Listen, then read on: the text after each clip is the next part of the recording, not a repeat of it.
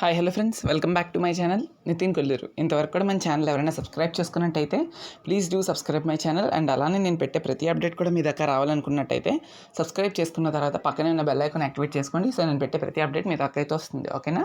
So ఆలస్యం చేయకుండా day 2 of C20 students examinations సంబంధించి అన్ని బ్రాంచెస్కి ఆల్రెడీ మ్యాథ్స్ ఏమై అడిగాడో క్వశ్చన్ పేపర్ అనేది ఆల్రెడీ ప్రీవియస్ వీడియోలో పెట్టాను, అది చూడండి. సో ఇప్పుడు రిమైనింగ్ బ్రాంచెస్కి సంబంధించి రిమైనింగ్ క్వశ్చన్ పేపర్ డిస్కస్ చేద్దాం. సో ఫస్ట్ ఆఫ్ ఆల్ అయితే ఈరోజు సివిల్ అండ్ సిఎంఈ వాళ్ళకి అండ్ అలానే mechanical triple remaining ECE, so వీళ్ళందరికీ కూడా ఎగ్జామినేషన్స్ ఇప్పుడు చెప్పబోయే వాళ్ళకి అయ్యింది. ఏదైతే మ్యాథమెటిక్స్ ఉంది కదా, మ్యాథమెటిక్స్ వేరే బ్రాంచ్కి అయ్యింది. సో ఫస్ట్ ఆఫ్ ఆల్ చూద్దాము. ఈరోజు మెకానికల్ ఎవరైతే ఉన్నారో మెకానికల్ వాళ్ళకి ఇంజనీరింగ్ కెమిస్ట్రీ అయ్యింది.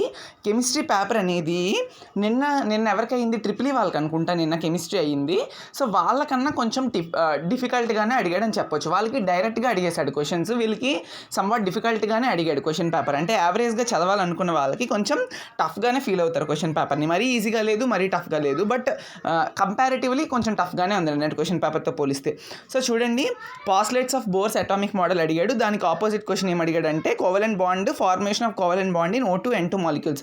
ఈ రెండిట్లో మీరు ఏదైనా రాసుకోవచ్చు, ఎందుకంటే రెండు క్వశ్చన్స్ కూడా ఆల్రెడీ నేను ఇంపార్టెంట్ క్వశ్చన్స్ వీడియో చూస్తున్నా చాలామంది, దాని నుంచి అడిగారు. ఆ వీడియో చూస్తుంటే ఖచ్చితంగా ఇది రాసొచ్చు ఈజీగా. ఆ తర్వాత classify solutions based on physical state with suitable examples. ఇదైతే అనుకోలేని ఎక్స్పెక్ట్ చేయలేని క్వశ్చన్, ఎందుకంటే సొల్యూషన్స్ నుండి మొలారిటీ కానీ నార్మాలిటీ కానీ సమ్స్ అడుగుతారు అనుకుంటారు ఎవరైనా, అది అడగలేదు. ఇది డిఫరెంట్గా అడిగాడు. అది కాకుండా ఆపోజిట్ క్వశ్చన్ అనేది explain Lewis theory of acids and bases with examples. ఇది కూడా నా వీడియో చూస్తుంటే ఖచ్చితంగా రాసి ఉండొచ్చు. ఇది ఈజీగా, అంటే ఉన్న 3 థియరీస్ నుండి నిన్న ఒక థియరీ అడిగాడు, ఈరోజు ఇంకో థియరీ అడిగాడు, అంతే అయిపోయింది. ఆ తర్వాత define Alai, right the composition and uses of brass, German silver చూసుకోండి ఇది. ఇంకా తర్వాత 13Bలోని సమ్ అడిగేశాడు, ఫారడేస్ లాస్ నుండి సంబంధించి సమ్ అడిగాడు. సో ఇదైతే నేను ఆల్రెడీ సమ్స్ కోసం చెప్పాను, సమ్స్ కూడా ప్రిపేర్ అవ్వండి అని. ఆ సమ్ నుండి అడిగాడు. సో నిన్న ఎలక్ట్రాలిసిస్ ప్రాసెస్ అడిగాడు, ఈరోజు ఏం అడిగాడంటే సమ్ అడిగేశాడు ఏకంగా ఫారడేస్ లాస్ నుండి. అందుకే చెప్తున్నాను సమ్వాట్ డిఫికల్ట్ క్వశ్చన్ పేపర్ అని. ఆ తర్వాత మెటాలిక్ కోటింగ్స్, ఇన్ఆర్గానిక్ కోటింగ్స్ కోసం ఎక్స్ప్లెయిన్ చేయమన్నాను. నిన్నైతే సింపుల్గా metal and differences between metal and non metals అడిగాడు, ఈజీగా రాసున్నారు నిన్న.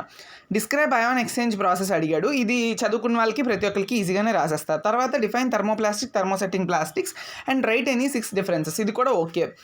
And define air pollution, explain any 4 controlling methods of air pollution. And causes of air pollution అడిగాడు, ఈరోజు control methods of air pollutions అడిగాడు, అంతే. ఇది టోటల్గా ఎస్సేస్. అండ్ అలానే explain define galvanic cell, right the representation of galvanic cell అని చెప్పి ఈ 3 అడిగాడు, కింద 3. అది చదివిన వాళ్ళు రాయొచ్చు, లేదంటే ఇది కూడా కష్టంగానే ఫీల్ అవుతారు. నిన్నైతే వల్కనైజేషన్ ప్రాసెస్ కోసం అడిగాడు.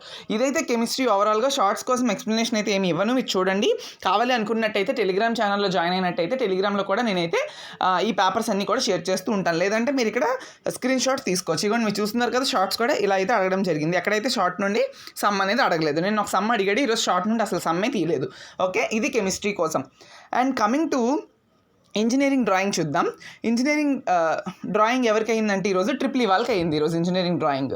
సో నిన్న ఈసీఈ వాళ్ళకి అయినట్టుంది ఇంజనీరింగ్ డ్రాయింగ్, సో ఈరోజు ట్రిపుల్ వాళ్ళకి అయింది.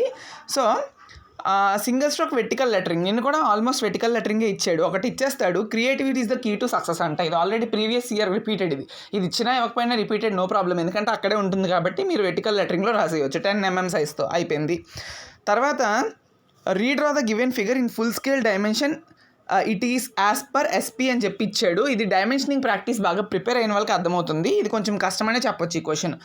ఆ తర్వాత కన్స్ట్రక్ట్ రెగ్యులర్ పెంటగన్, ఇది నేను ఆల్రెడీ ఇంపార్టెంట్ క్వశ్చన్స్లో చెప్పాను. రేపు ఎవరికైనా ఇంజనీరింగ్ డ్రాయింగ్ ఇంపార్టెంట్ క్వశ్చన్స్ ఉంటే ఏ బ్రాంచెస్కి రేపు ఏ క్వశ్చన్స్ ఉన్నాయో, ఏ ఎగ్జామ్స్ ఉన్నాయో నాకు తెలియదు, వాటికి సంబంధించి ప్లేలిస్ట్ ఉన్నది. అన్ని బ్రాంచెస్కి కామన్ సబ్జెక్ట్ ఇంపార్టెంట్ క్వశ్చన్స్ అయితే ఉన్నాయి, దానిలో మీరైతే చూసుకోండి, మ్యాక్సిమం పాస్ అయిపోవచ్చు. తర్వాత ఆక్సిలరీ వ్యూ, నిన్న కూడా ఆక్సిలరీ వ్యూ అడిగాడు, ఈరోజు కూడా ఆక్సిలరీ వ్యూ రిపీటెడ్ క్వశ్చన్. ఇది మ్యాక్సిమం ఆక్సిలరీ వ్యూస్ అడుగుతున్నాడు కాబట్టి 4th షార్ట్ చూసుకొని వెళ్ళండి, ఓకే. ఇది షార్ట్ ఆన్సర్స్. తర్వాత నిన్న ఇన్వాల్యూట్ అడిగాడు, ఈరోజు సైక్లాయిడ్ అడిగాడు, అర్థమవుతుంది కదా. నేను ఇన్వాల్యూట్ అడిగాడు, ఈరోజు సైక్లాయిడ్ అడిగాడు, మీరు గుర్తుపెట్టుకొని వెళ్ళండి. నెక్స్ట్ వచ్చే వాళ్ళకి హెలిక్స్ అడగొచ్చు, ellipse concentric circles method. Ellipse ఇవ్వలేదు ఇంకా, అండ్ హెలిక్స్ కూడా ఇవ్వలేదు. మ్యాక్సిమం రేపు అడిగే వాళ్ళకి, రేపు ఎవరైతే ఈడీ ఉందో కాన్సెంట్రిక్ సర్కిల్స్ మెథడ్ చూసుకొని వెళ్ళడం బెటర్. అంటే ఇవి వదిలేమని కాదు, మ్యాక్సిమం అడిగే ఛాన్సెస్ ఉన్నాయి రేపటికి. తర్వాత రిమైనింగ్ క్వశ్చన్స్ చూడండి, హెక్సాగనల్ పిరమిడ్ అడిగాడు. ఆ తర్వాత నెక్స్ట్ సాలిడ్స్ నుండి ప్రొజెక్షన్స్ అడిగాడు. నిన్న ప్రిజం అడిగినట్టున్నాడు, ఈరోజు పిరమిడ్ అడిగాడు. సో ఇది ED question paper. And remaining ఎవరైతే ప్రిపేర్ అయ్యారో ఈ 8, 9, 10 క్వశ్చన్స్ వాళ్ళైతే చూసుకోండి. ఇదిగోండి అంతే. ఈడీ క్వశ్చన్ పేపర్ కూడా ఏమంత ఈజీ లేదు, మనం ప్రిపేర్ అయిన దాన్ని బట్టే ఉంటుంది, అలా అని టఫ్ కూడా కాదు అది. నెక్స్ట్ ఫిజిక్స్ వచ్చేసరికి మాత్రం నిజం చెప్తున్నాను, రాబోయే ఎగ్జామ్స్ ఎలా ఉంటుందో నాకు తెలియదు, కానీ ఈరోజు వాళ్ళకి మాత్రం చాలా టెరిఫిక్గా అడిగేశాడు. షార్ట్స్ ఎస్ఎస్ మొత్తం డ్యామేజ్, పేపర్ మొత్తం డ్యామేజ్ చేశాడు. చాలా టఫ్గా అడిగాడు క్వశ్చన్ పేపర్ మాత్రం. ఫిజిక్స్ వెరీ వెరీ టఫ్గా అడిగాడు. సో నెక్స్ట్ పేపర్స్ వచ్చే వాళ్ళు కూడా జాగ్రత్తగా చూసుకొని వెళ్ళండి, ఏదైనా టఫ్ చేయొచ్చు. ఆల్రెడీ ఈరోజు ఫిజిక్స్ టఫ్, చాలా టఫ్. ఎన్ని బ్రాంచెస్ రాసారో వాళ్ళందరికైనా ఫిజిక్స్ క్వశ్చన్ పేపర్ అనేది చాలా టఫ్గా ఇవ్వడం జరిగింది. మీరు చూడండి క్వశ్చన్స్ నిన్నటికి ఈరోజు కంపారిజన్. నిన్న చాలా అంటే నిన్న ఈజీగానే ఇచ్చాడు క్వశ్చన్ పేపర్, అసలు ఎక్కడ నిన్నటికి ఈరోజుకి కంపారిజనే లేదు. సో చూడండి, define the terms absolute error, relative error, percentage error. ఇది చదువుతారనుకోండి నేను అనుకున్నాను ఎవరు కూడా. ఆ తర్వాత వెక్టార్స్ నుండి ఒక సమ్ అడిగాడు, తర్వాత డైనమిక్స్ నుండి, ఆ తర్వాత చూడండి ఇంకా అన్ని సమ్స్ అడిగేశాడు, మ్యాక్సిమం సమ్స్ అడిగాడు ఇక్కడ. సో ఎస్హెచ్ఎం నుండి సమ్ అడిగాడు, అండ్ తర్వాత momentum of a body of mass, find its kinetic energy, work power energy నుండి సమ్ అడిగాడు. నిన్న అలా సమ్ అడగలేదు. సో స్టేట్ 3 గ్యాస్ లాస్, ఇది ఓకే రాసేస్తారు, బాయ్స్లో చార్ల్స్లా అని చెప్పి రాసేస్తారు. ఆ తర్వాత write any 3 applications of Doppler effect, sounds నుండి అనుకుంటా ఇది కూడా రాయగలరు. Define specific resistance, write the units of specific resistance. నిన్న వీళ్ళకి రెసిస్టెన్స్, ఎలక్ట్రిసిటీ అండ్ మ్యాగ్నెటిజం నుండి సమ్ అడిగితే వీళ్ళకి థియరీ అడిగాడు. సో ముందున్న 1 to 6 క్వశ్చన్స్ షార్ట్ ఆన్సర్స్ కొంచెం టఫ్ అనే చెప్పొచ్చు. రిమైనింగ్ 7, 8, 9, 10 అనేవి డైరెక్ట్ ఏమంటారు దాన్ని, థియరిటికల్ క్వశ్చన్స్ అడిగాడు. సో ఈ క్వశ్చన్ పేపర్ మీకు ఇక్కడ కనపడిపోయినట్టయితే టెలిగ్రామ్ ఛానల్లో జాయిన్ అయినట్టయితే అక్కడ నేను ఇస్తాను ఖచ్చితంగా, ఓకేనా. State and explain triangle and polygon law of vectors with neat diagrams. ఇదైతే మాక్సిమం చదివిన వాళ్ళు రాయొచ్చు ఈ క్వశ్చన్ని. కింద క్వశ్చన్ అనేది అండ్ ఏరోప్లేన్ ఫ్లయింగ్ అని చెప్పి అది మరి కొంచెం డ్యామేజ్ చేశాడు అనుకోవచ్చు. ఎక్కడ కూడా ప్రిపేర్ అయిన వాళ్ళకి మాత్రమే ఇది బాగుంటుంది, లేదంటే కష్టంగానే ఉంటుంది. State laws of friction and explain necessity of friction in our daily life. Okay, so necessity ఏంటి అని అడుగుతున్నాడు, డైలీ లైఫ్లోని ఫ్రిక్షన్ కోసం, లాస్ కోసం కూడా అడిగాడు. తర్వాత state and prove work energy theorem. So నేను ఏం చెప్తున్నానంటే ఈరోజు ఫిజిక్స్ టఫ్ ఉంది అంటే బాగా ఫుల్ ప్రిపేర్డ్ ఉన్న వాళ్ళకి ఈ పేపర్ టఫ్ అనిపించింది. యావరేజ్గా చదివిన వాళ్ళకి సమ్స్ ఉన్నాయి కదా పేపర్లో కొంచెం, సో టఫ్ అనే అనిపిస్తుంది మ్యాక్సిమం, ఓకేనా. అది ఈరోజు ఫిజిక్స్ కోసం. తర్వాత what is ideal simple pendulum, derive the expression for time period of simple pendulum. నిన్న కూడా టైం పీరియడ్ అడిగాడు, మళ్ళీ రిపీటెడ్ క్వశ్చన్ చూసుకోండి, కొంచెం రిపీటెడ్ క్వశ్చన్స్ కూడా అడుగుతున్నాడు. Derive ideal gas equation, distinction between specific and universal gas constant. నిన్న కూడా డిరైవ్ ఐడియల్ గ్యాస్ ఈక్వేషన్ అడిగాడు. ఐడియల్ గ్యాస్ ఈక్వేషన్ డిరైవ్ చేసినందుకు 2 + 6 అంట. సో చూడండి నిన్న కూడా అడిగాడు, మళ్ళీ ఈరోజు కూడా అడిగాడు. పేపర్ని కొంచెం రిపీట్ చేస్తున్నాడు కాబట్టి ప్రిపేర్ అవ్వండి. నిన్న నాయిస్ పొల్యూషన్ అడిగాడు, మళ్ళీ ఈరోజు కూడా నాయిస్ పొల్యూషన్ అడిగాడు. Derive Newton's formula of viscosity అంటే నిన్న సర్ఫేస్ టెన్షన్ అని అడిగాడు, ఈరోజు విస్కోసిటీ అడిగాడు, అంతే. తర్వాత expression for magnetic induction field strength అనే పాయింట్, నిన్న ఏమో వీట్ స్ట్రెయిన్ అడిగాడు, ఈరోజు మ్యాగ్నెటిజం నుంచి ఇచ్చాడు. తర్వాత what is an optical fibre, modern physics నుంచి అనుకుంటా, అండ్ ప్రిన్సిపల్.